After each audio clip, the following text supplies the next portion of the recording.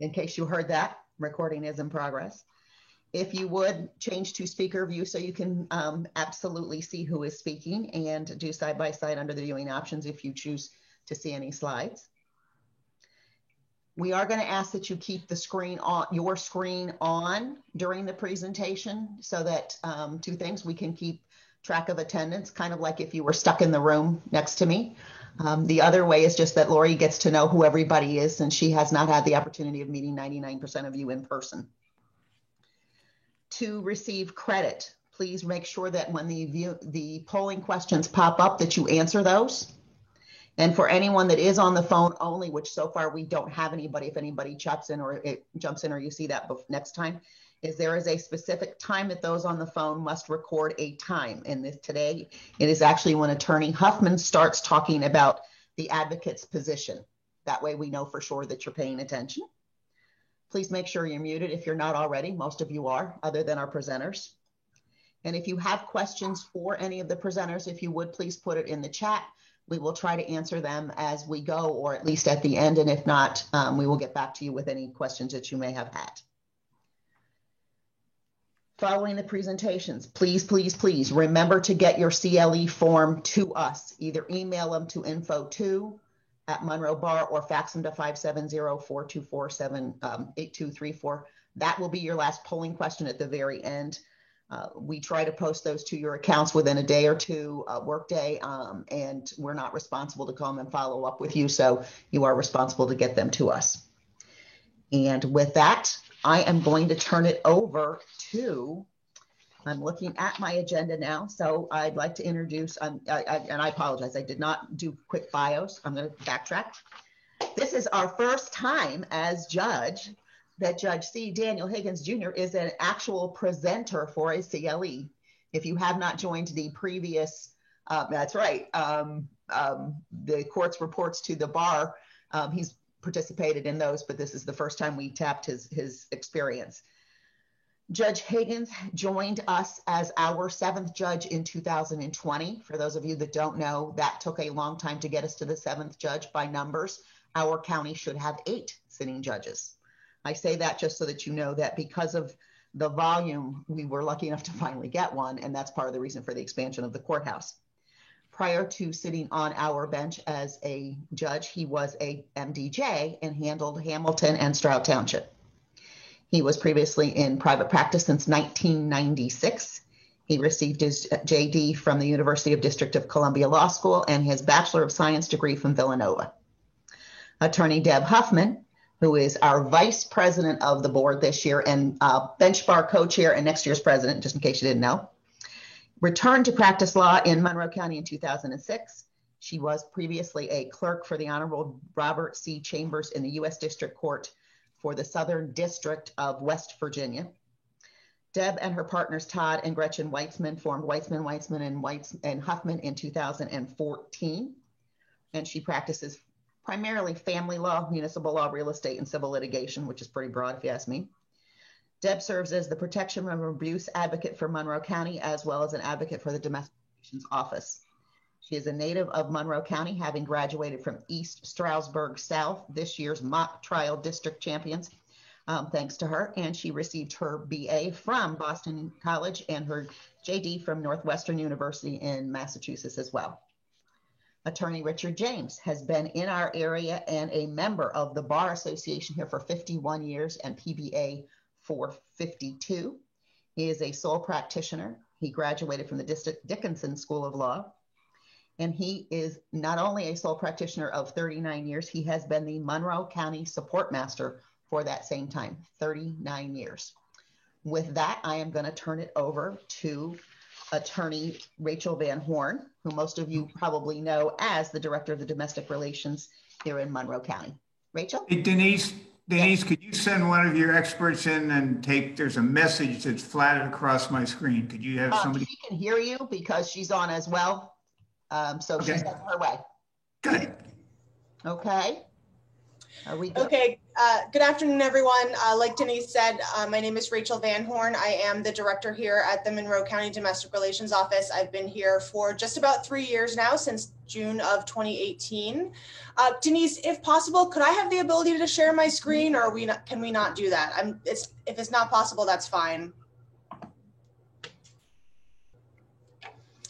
So what I wanted to go over today is a couple of things. One is to just review our COVID-related protocols as far as support hearings and conferences are concerned. To begin, we are doing all support conferences by phone conference only. We are not allowing any litigants or attorneys into the support conferences. Everyone is participating via phone. And then for our support hearings with Hearing Officer James, we are doing all of those via GoToMeeting as remote video conferences or phone conferences if people are unable to participate via video.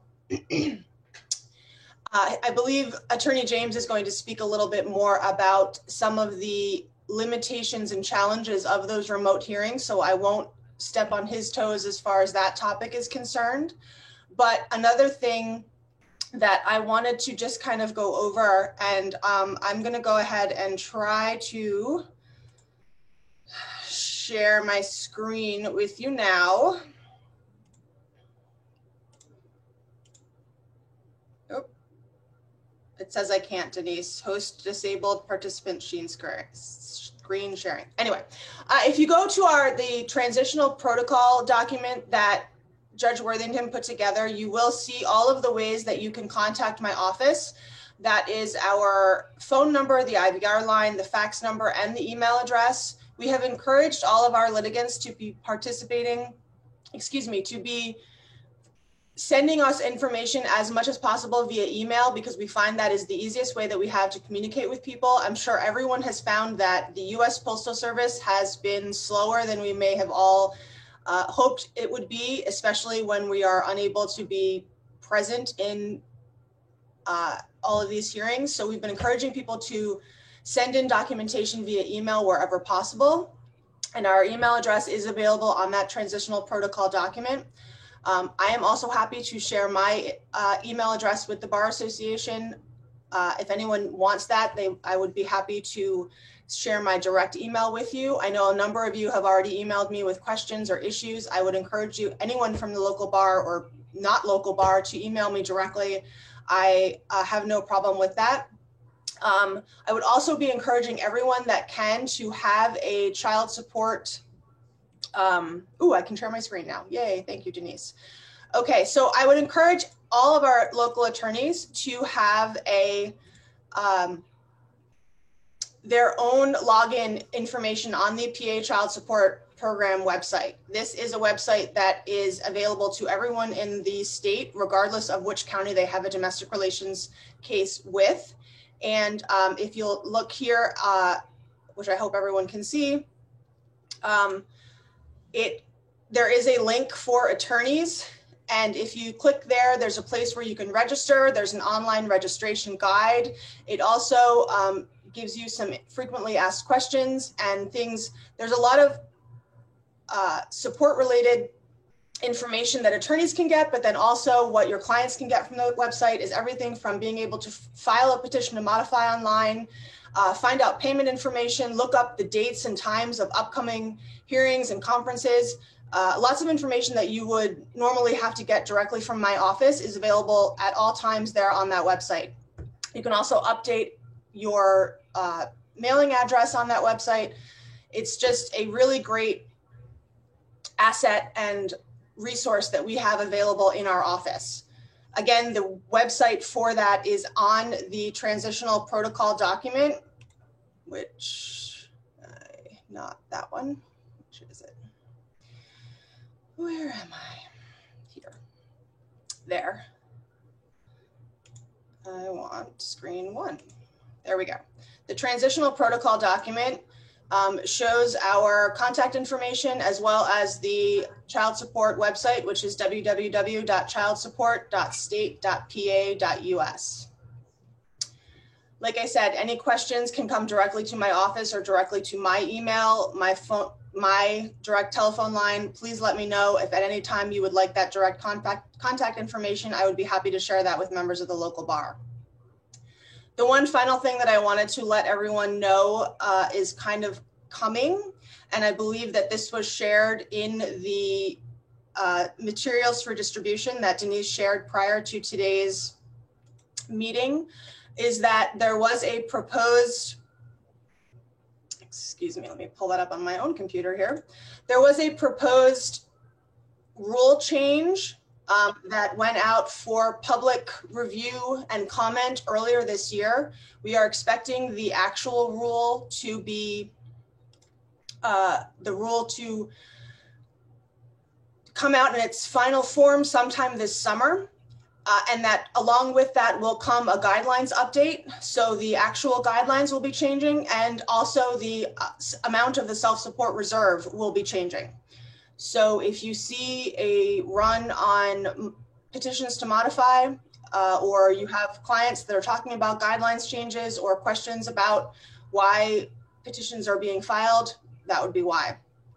We don't know yet what that final rule text is going to look like, obviously, but it is there in that proposed form, the way that it was proposed back in January as Rule Proposal 180, the way that it came out of the Domestic Relations Procedural Rules Committee. Excuse me. Rachel, I hate to interrupt, but are you sharing your screen at any point? Because nobody's seeing it. I'm sorry, I thought I was, apparently I'm not. Okay, let's go back to that. Okay, here we go, sharing my screen. Okay. You're able to see my screen now. Thank you. Sorry about that. Here's the rule procedure, the rule proposal I was talking about. This is Supreme Court of Pennsylvania Domestic Relations Procedural Rules Committee Rule Proposal 180. This was released in January for public comment. The public commentary period is closed, but the rule is expected to be released sometime this summer. The last time that I heard an expected timeline, it was sometime in August or September. But I have not heard again from the Rules Committee when they expect that to come out. But again, like I said, there is an actual change in guidelines that comes from there, but there's a lot of potential changes. It doesn't actually end up being too significant of a change, except for, you'll see here in that self-support reserve is going up to 1,063 from the current, I believe, 981. So it's going up almost $100 monthly, which will obviously impact some lower income cases. And then the actual support guidelines schedule is being replaced in its entirety. So the guidelines are changing on the whole. The transitional document that I was referring to previously, where our contact information is referenced, is here. That is our mailing address. And then you can see our contact information, the phone line, the IVR, the fax number, and that email address where we can get either official documents for filing. We are the filing office. We have been the filing office for all support related actions since January of 2019. We should not have no support. Rachel, your screen didn't change. It's still the proposed rule. Thank you. I've been doing GoToMeeting for so long that my Zoom is not as, my Zoom skills are not as strong. So thank you. Please keep interrupting. New share. Try that. Are we back to what I think I'm back to? Transitional protocol document should be up now. The support. Yep, there you go. Okay. Transitional protocol document is available at the Monroe PA Courts website. Here's all our contact information. You can file documents directly to that email address. You do not need to file them in our office physically. They can be filed directly to that email address. And finally, the Pennsylvania Child Support website with the attorney, okay, is here. Yes. Can you see the Pennsylvania Child Support Program website now? Yes. Okay. And then you can see the attorney link. That is where anyone that's a local attorney would need to go to register themselves as an attorney. Once you are registered, you can file for any case that you are the attorney of record for. You would just need the case number and the member ID for the person for whom you are the attorney of record. If it's a new case, obviously you would not have that information. You'd be filing a new complaint. But if it is an existing case, you would need those two pieces of information before you can file any or, you know, update anything. The way that the Pennsylvania Child Support Program website works is it's a dynamic questioning system. So if someone's filing, they would be asking them questions as far as, are you a parent? Are you a third-party plaintiff? Things like that. How old is the child? What's the child's birth date? Was that child born of a marriage? Things like that. It's not something where they're filling out an actual support complaint. It's a dynamic question system. Okay, and after all of my Zoom screen sharing issues, anybody have questions on anything that I was talking about? Rachel, since you have the child support website up, is there places on there where clients can make payments for support? Excellent question. Okay, see how right in the middle of the screen it says I would like to, and then has 3 dots after it? The first link that's right underneath there says I would like to make a support payment. If you click on that, it brings you to a screen like this that shows all of the payment options that are available to our clients. You do not need to log into the Pennsylvania Child Support website in any way to access any of the information about how to make a payment. The easiest way to make a cash payment is not to come to my office. The easiest way to make a cash payment is to do a MoneyGram walk-in at any MoneyGram location. The only thing that you need to know to do a MoneyGram cash payment is the Pennsylvania SCDU, the Central Collection Disbursement Unit receive code, which is right here on the page. It's 14677. It's always going to be on that page. And it's all through MoneyGram. So you can do that at any MoneyGram location throughout the US. It doesn't matter where the person is located. As long as they have the receive code and their own social security number, they can make a payment on their individual child support action. If someone wants to make a credit card payment, the easiest way to do so is to do so over the phone to the PA SCDU IVR line. And think I'm getting this a little bit better now. And then what that does is it's going to give you a phone. There's a phone number, and that person's it accepts MasterCard, Visa, or Discover, and any payment made before 11:59 will be posted to that member's account the next business day. Those are the 2 easiest ways for people to make a payment.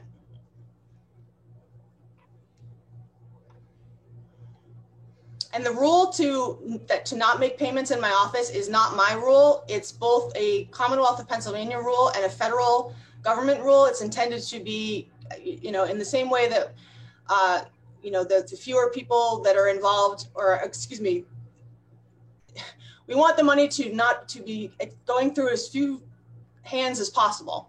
And so when it goes through MoneyGram or directly from a credit card company to the PA SCDU IVR, there's just less chance that someone's going to embezzle the money on the way in.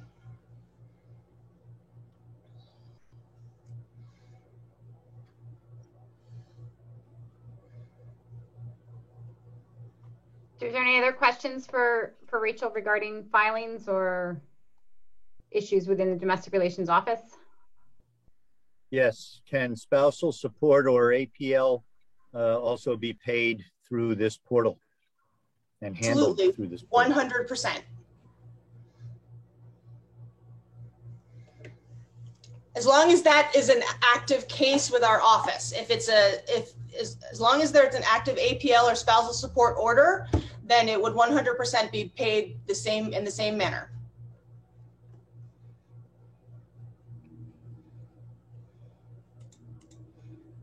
I'm going to go ahead and throw my own email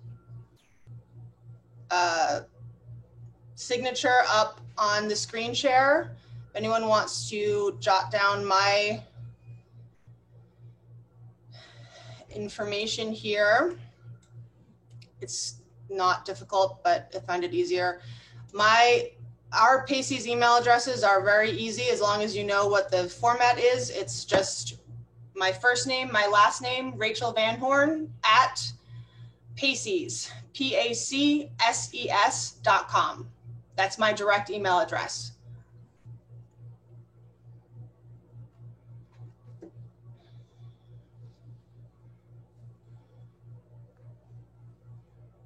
Okay, I'm going to go ahead and stop sharing my screen, but if anyone has any questions even after today, please feel free to reach out via email. Thanks, Rachel. Master James, would you like to go? I will, whether I'd like to or not. I want to discuss, first of all, I think what has been the big elephant in the room for the hearings, lately. And I just want to say, first of all, that despite the attorneys who have gotten very angry at me, I just want you to know that I did not make the rules. I'm not the one who decided the hearing should be done virtual, and I am not entirely responsible for the COVID virus, but the rule is there, and I will abide by the rule until the court changes it. Now, let me just explain what the rule says. The local rule says the documents for use at the hearing must be submitted 7 days prior to the hearing to the Domestic Relations Office and to the opposite party. Now, that maybe 7 days is too much, maybe it should be 6, maybe it should be 8, but the fact of the matter is the judge has said it is 7 days prior to the hearing, and I've heard all the excuses. I just got into the case. My client didn't get me the papers. There is no reason for this. Whatever excuse you want to come up with, please don't yell at me. I didn't make the rule. Now, when it says that you have to submit these 7 days prior to the domestic relations and to the opposite party, the Domestic Relations Office is not responsible to send it to the other party. They do as a matter of courtesy. If parties are unrepresented, they will then submit it to the other party. Sometimes they don't get there in time, but they're not responsible to do it. And if they're attorneys, they expect the attorney will send it themselves. Now, also, if you look at that rule, it says that they should be sent by fax or email. What about if you mail it? Well, if you mail it out, I suppose that'd be okay if you're certain the other person is going to get it. Any of you have been in mortgage conciliations know that the first thing the other side always says when they say that the bank says they sent something out, the other side always says, I didn't get it. So if you're not going to follow the rule and fax it or email it, you better be sure that the opposite party gets it. If you don't know the email or the fax number of the opposite party, you could get the information from the Domestic Relations Office. In 1 or 2 occasions, I've had people who have asked the Domestic Relations Office 2 or 3 days before the hearing, I don't know their fax number. Well, you've had a conference, you've had a lot of times to get that information from them, but I can't do anything about it. It's a rule, and I know a couple people have gone and talked to the judge about it. The judge has not changed the rule. Now, there are 2 maybe exceptions to that. One is, and I had one like this morning, where the parties agree that the documents can be used even though they didn't comply with the rule. As long as both sides are willing to agree to that, that's fine. If you can't get the documents in on time, I think the other option is probably to go to the court and ask for a continuance. As I think all of you know, that I do not have the power to grant a continuance at the time of the hearing. So if you want a continuance, you have to ask the judge. And it doesn't do any good to tell me I didn't get the documents in. Can I get a continuance? The answer is I can't give you one. So if you don't get an agreement with the other party and you don't get a continuance, then the hearing is going to go on. The documents will not be not only not admissible, but remember that the language says for use at hearing. I've had someone who wanted to read them since they didn't send them in time. They can't use them at the hearing. So That's the rule, and there's not much else I can do. Also, remember that if you get there and say, well, since I don't have the documents there, and since you're not going to give me a continuance, I want to withdraw my petition. Keep in mind that if the petition involves child support, you can't withdraw the petition without the consent of the opposite party. If it's alimony, you can, or spousal support, but you can't do it for child support. That's the nature of that rule as far as getting documents in. A couple of things I would suggest: that if you receive the documents, I would take a look at what's in the bundle. They're usually sent in a package. I've had one or two occasions where the package that was sent to the opposite party has some documents in there that probably would not otherwise be admissible, but the request is I want to admit the documents that I sent in, and the other side doesn't object. So they're actually permitting the admission of documents that would not otherwise be admissible. The other thing which would help me is when you're using your documents, so I'm getting them in a big package too. It helped me if, as you're using them, you would tell me what document you're using so that I can follow along. The other maybe smaller elephant in the room is that the hearings are set 30 minutes apart. And I've also been hounded about the fact that I should not tell people that they have to stop at the end of 30 minutes. Again, I'm not the one who said they're 30-minute hearings, so there's no point in arguing with me. If you don't get finished with your hearing, we will continue the testimony and have another date set, which means you're going to be coming back, for another hearing sometime in the future. And that sometime in the future could be days or weeks ahead, could be months. The problem you're going to have with that, remember, I don't get a transcript.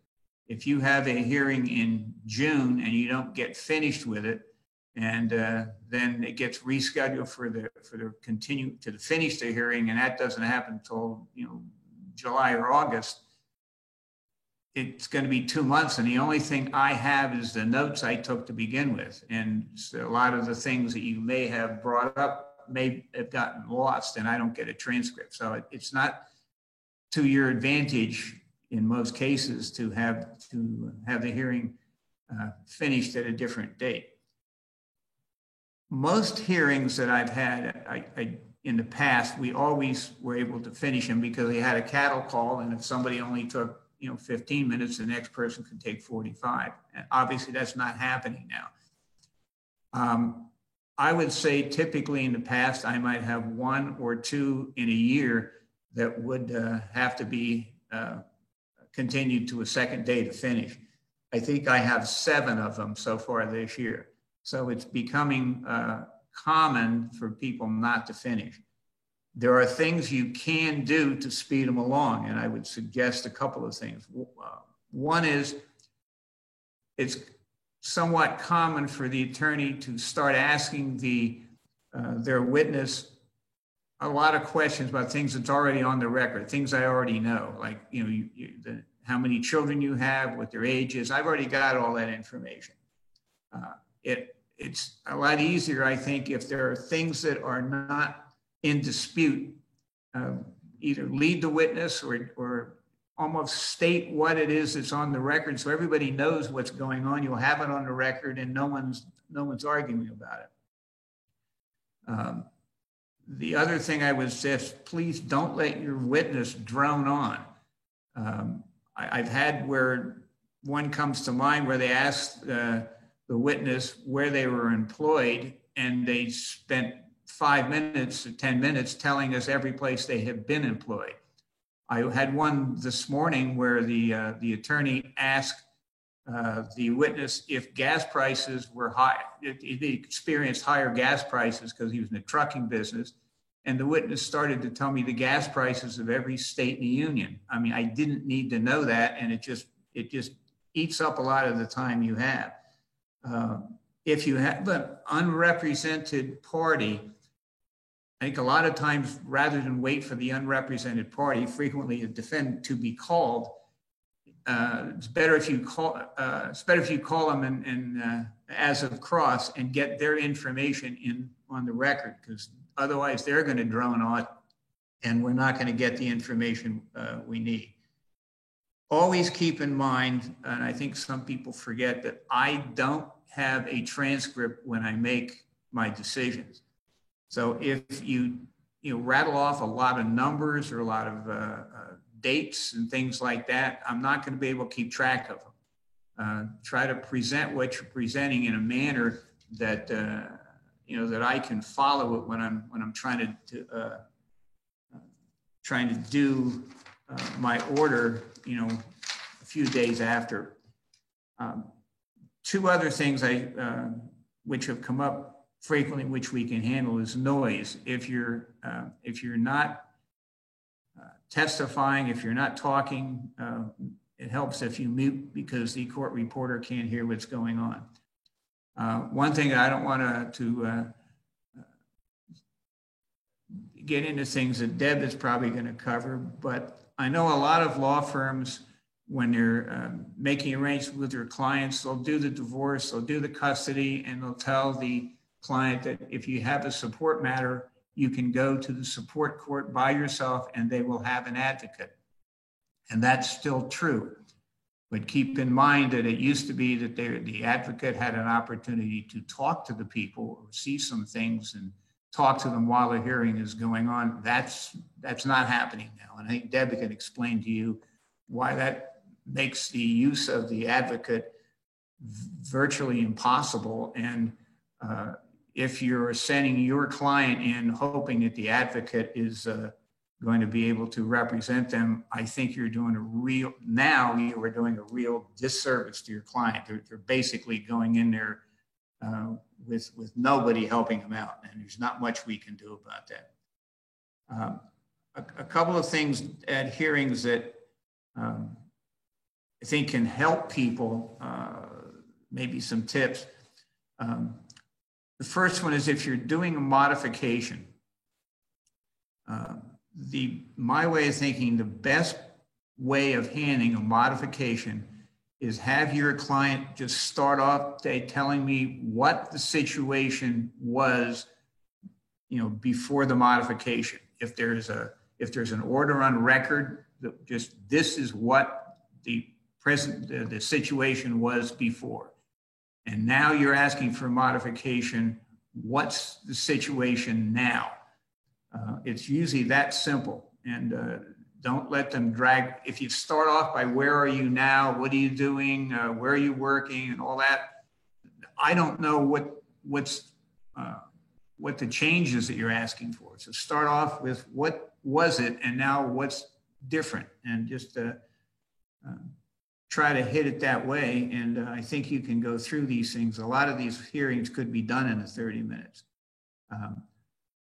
Always remember too that if a party does not submit tax returns, although they may be able to show that they've had taxes withheld, if they don't have a tax return, there's no proof that they're actually paying tax. They may not even owe tax. The fact that they're having it taken out does not necessarily mean that they owe it. So if there's no tax returns, that makes it difficult to give them credit for taxes. An awful lot of people will, on a tax return, have use it to show what their annual income is. And I'll look at it and it'll have the standard deduction. Well, the problem with taking the standard deduction is there's no Schedule A.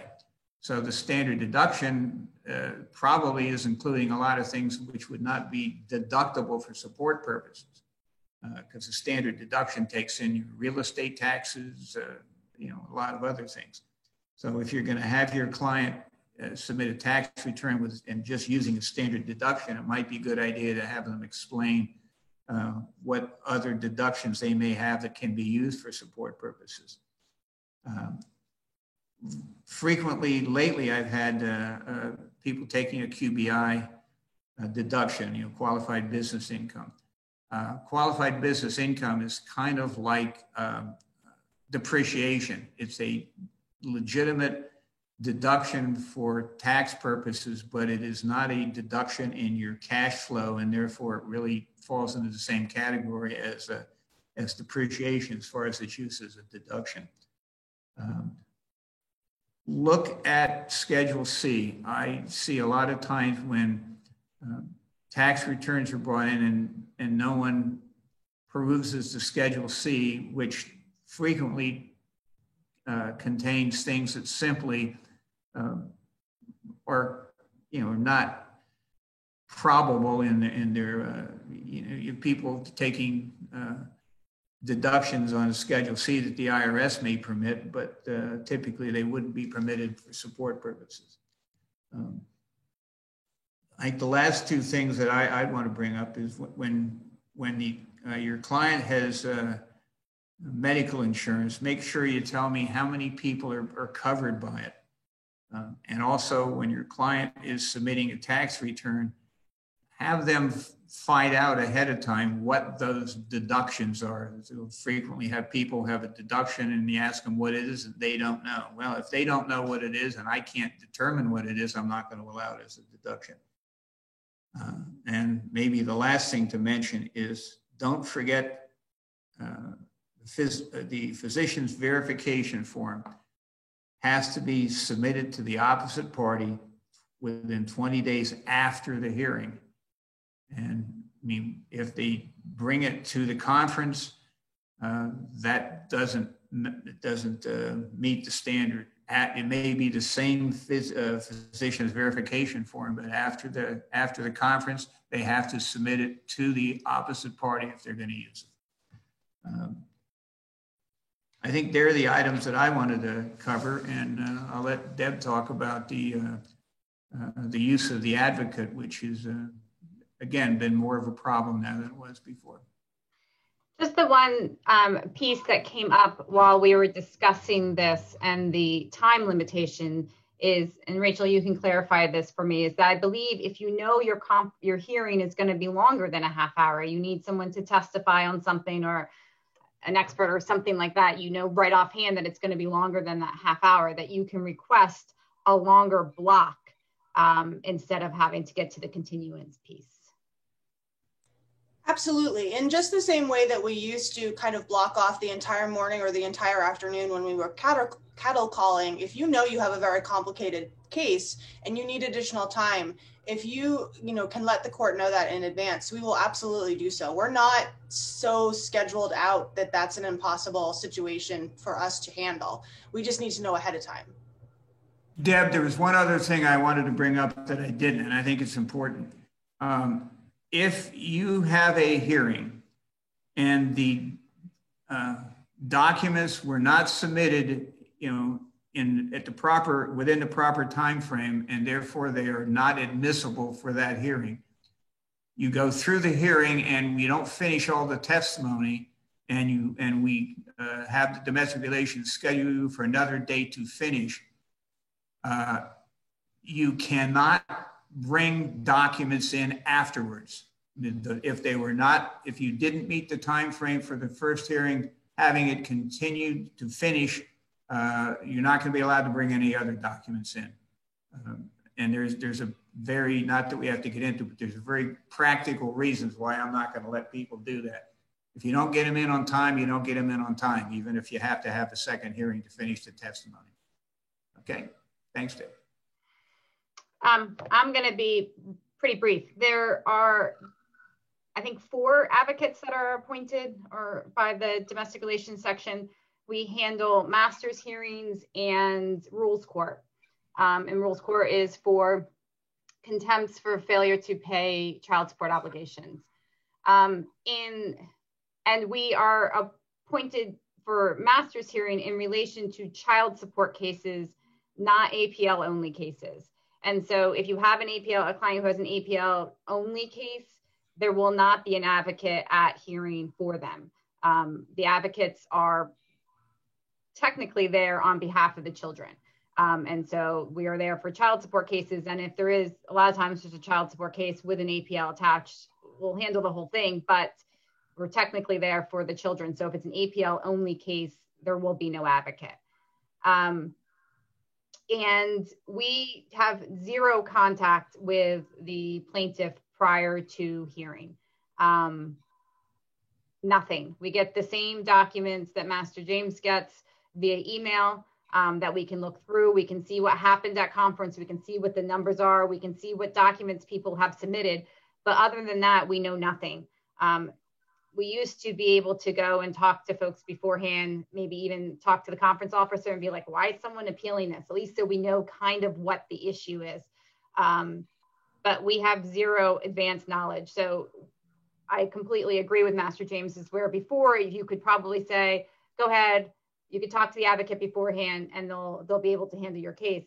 I'm just going through standard questions now with plaintiffs and hoping to get to the point. I have had private counsel who knows I'm going to be handling, I'm the advocate for master's hearings that day, and reach out to me and say, this is kind of what the issue is, here's some background, which I appreciated and was happy to use, and that helped me be able to represent the person in court. I think all the other advocates would probably be open to that as well, if you know someone and you somehow know who the advocate's going to be for that day.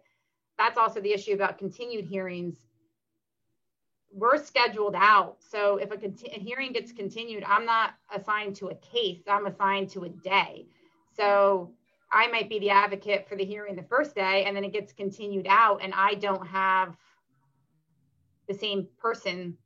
I'm not the advocate for that. So I have no idea. The advocate's not going to have any idea what happened in the first hearing, because we don't follow the case. We're assigned by the day. The rules court for violations for failure to pay support. I know before I became in the advocate position, if a client had come to me and said, I got this, I have contempt, I would have had no idea what to tell them. My advice now would be have your clients reach out to the enforcement officer who is handling it and find out what they need to do or what the issue was or how much money they might need to be able to pay to get off the list, or if they could work something out. If they need to file a mod, have them do that before they get into court. If they need to make a payment, make it before you get there. Folks aren't going to jail necessarily unless they really have blatant disregard to the court's order. But there's usually a way to work it out, and that only happens with communications with the enforcement officers. I've seen private counsel in rules court maybe once or twice, but just so you know advice for your client to kind of, and tell them to make a payment. Rachel's point on the reason I asked the question about how to make payments, it's because so often we get folks who show up and saying, well, I tried and I couldn't log into my account. I couldn't get my account open. Well, you don't need to get your account open. You just need to go on the website and there's 5 or 6 different ways that you can pay. So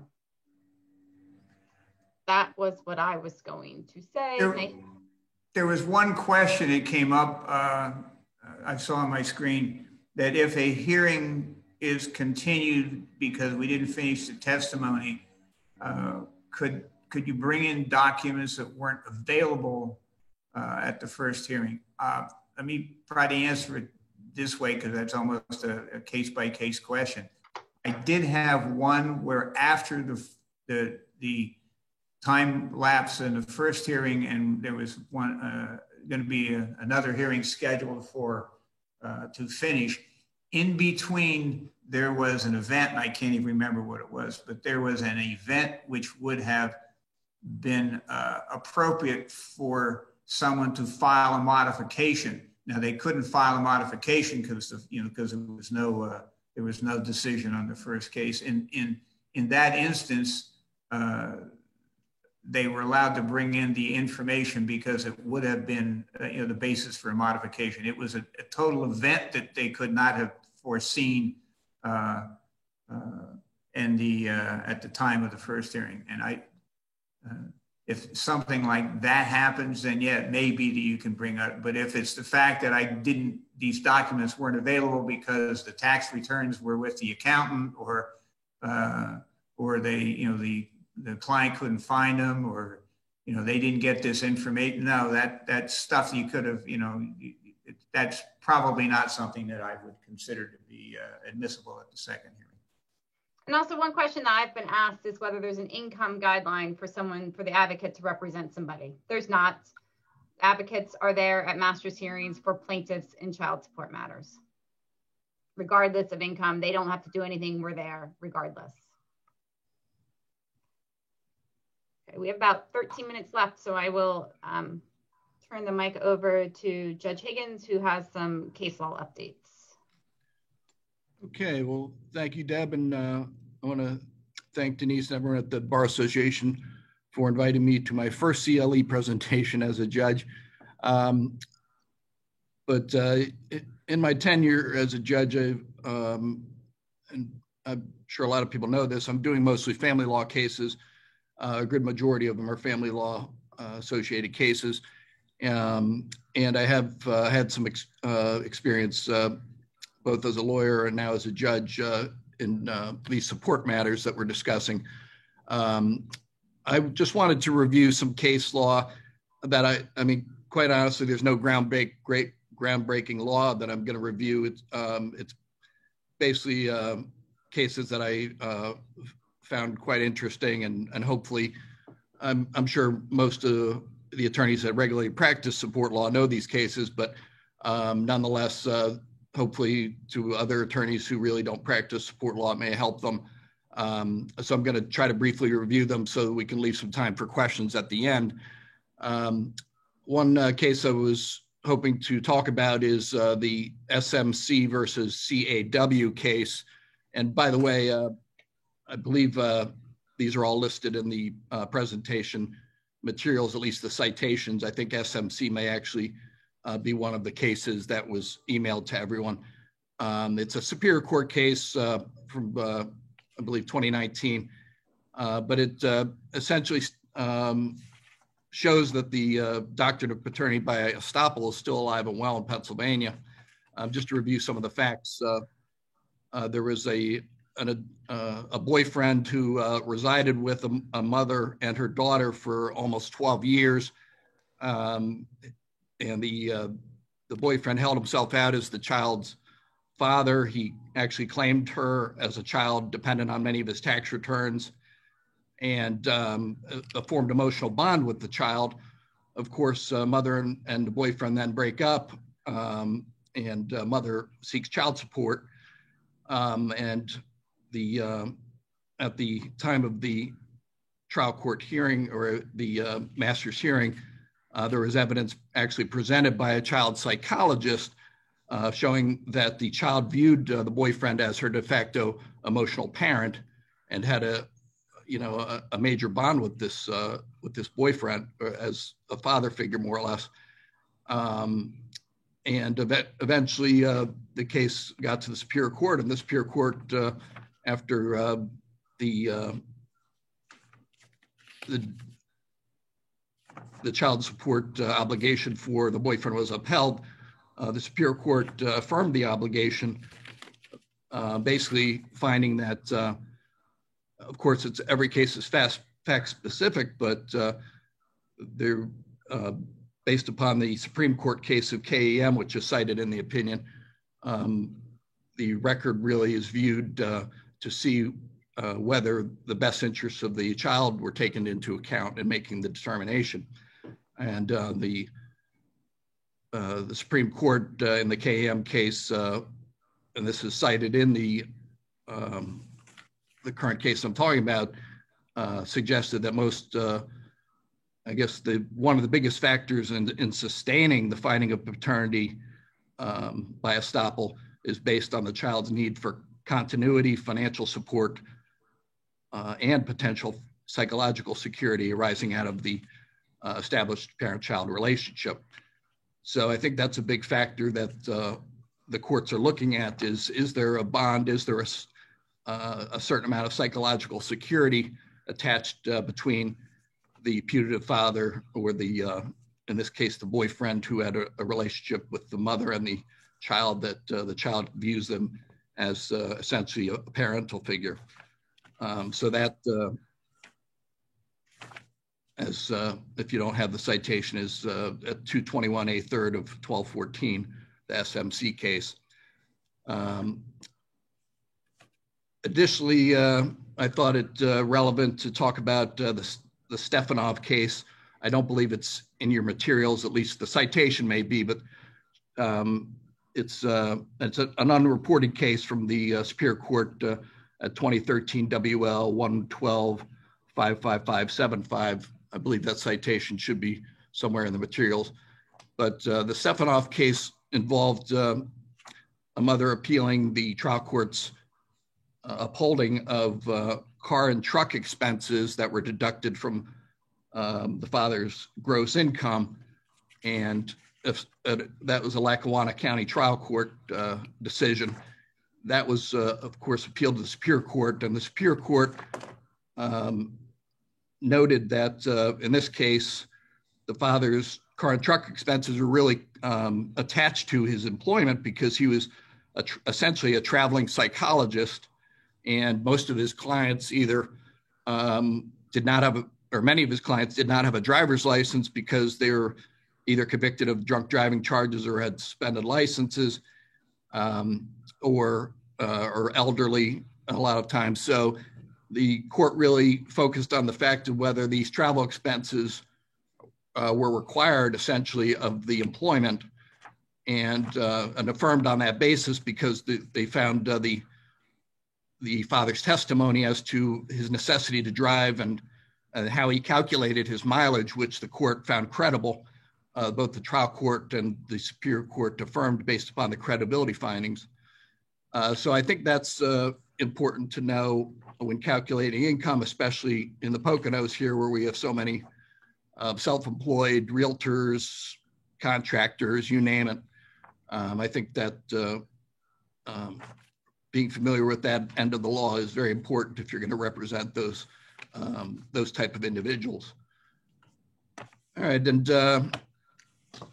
another case, which is the Waskob case. This is an older case, but I found it interesting because it involved a situation where there was a husband and wife who were essentially part of a family business, and after their separation, the mother filed for support, and the father argued that his income was not, his income during the time that they were together included bonuses that were taken out of the family business. And those bonuses, he argued, were just simply an accounting tool to essentially their advances taken out of the business that he was required to repay to the company. And the Superior Court essentially affirmed the trial court's upholding of that argument, and found that where the evidence, or there's credible evidence that bonuses are really just advances. And in this case, both courts found that it was credible because there was, I believe, the husband or the father testified that the advances stopped because during the time they were together, they were taking so much money out of the business that the business almost went insolvent. So that was compared with the Fritsch, I believe it's the Fritsch case. It's in the decision, but I believe it was the Fritsch case that was the opposite finding, where there was bonuses paid and there was no indication or testimony that those bonuses had to be paid back or were an accounting tool for business purposes. And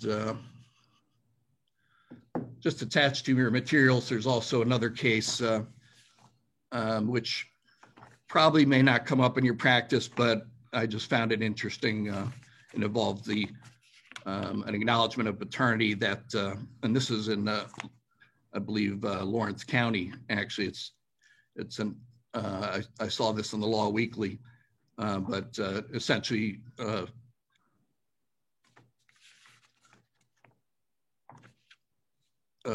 found that an acknowledgement of paternity has to be, it has to be demonstrated that it was actually executed to be executed, and this particular court found that there was no presentation or evidence indicating that the signature and handwriting of the defendant was consistent with what was on the acknowledgement.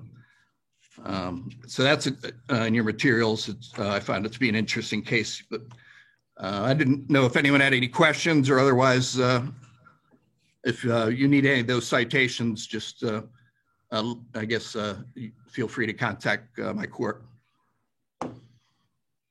Did anyone have any questions? Okay, well, thank you very much. Does anyone have any general questions for anybody?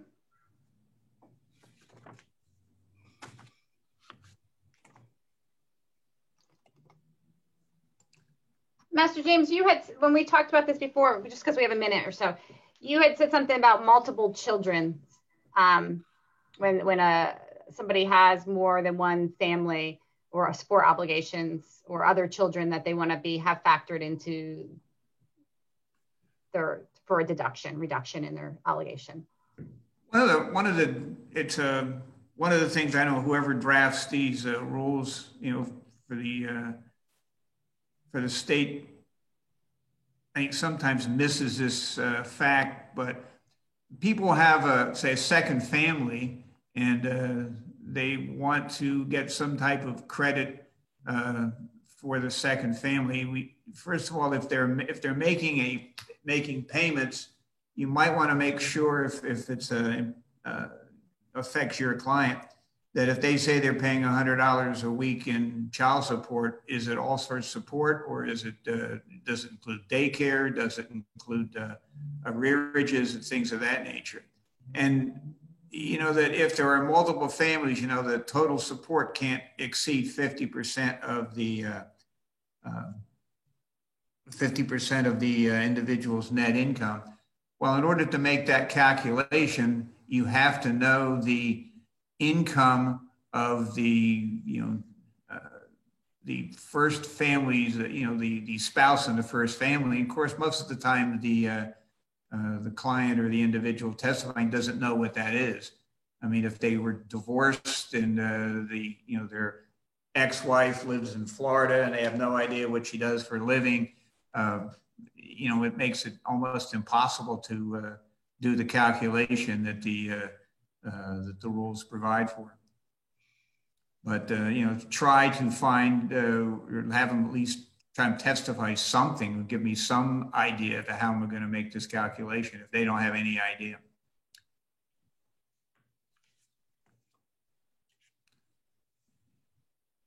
Anything else for the good of the country? Anybody want Deb to talk about when she used to work in the coal mines in West Virginia? We knew that was going to come up. At least I did. Yes, you did. Yes. So I think that we've covered our time. I think you did. Thank you, all four of you, very much. That was great of you guys to coordinate. It's a lot to coordinate for 1 hour CLE. We appreciate it. There is one more question. If somebody has a chance, I'm going to read it. Maria Candelaria just put on, if a parent voluntarily terminates his parental rights, is he still responsible for child support? I think in most cases, the court won't allow someone to terminate parental rights unless there's someone stepping in to adopt for that exact reason. I could be wrong on that, but that's been my understanding. That's also my understanding. Generally, full termination of parental rights does not occur until there's another individual that is stepping into the shoes of that parent to then adopt that child. And in that case, their right to, or the obligation to pay support would also be terminated. That's my understanding too. I would say an interesting twist is in the Adoption Act, when it's a private adoption, it talks about when a person's rights are terminated, their duties are not necessarily terminated until adoption is final. But in the case of an agency, public or private, the duty to support is terminated upon the happening of that order terminating rights. And another there's quite a few differences in support law between the obligations of or the the way calculations occur for when a plaintiff is a private agent or a private plaintiff versus a public agency. So differences in the law occur for support calculations as well. Do you have authority over Guam? Do we have authority over, I'm sorry? Guam, the American territory Guam? Oh, I'm sorry. Guam. I believe we do. I would have to double check that. I believe Guam would be considered in UIFSA law. I have not had that specific question before, but I believe that would be covered under the Uniform Support Act. So I can double check and get back to you on that. You will. Absolutely. Okay, so if there are no other questions, again, thank you to our presenters. Thank you for everyone attending. And the session is over. Thank you. Thank you.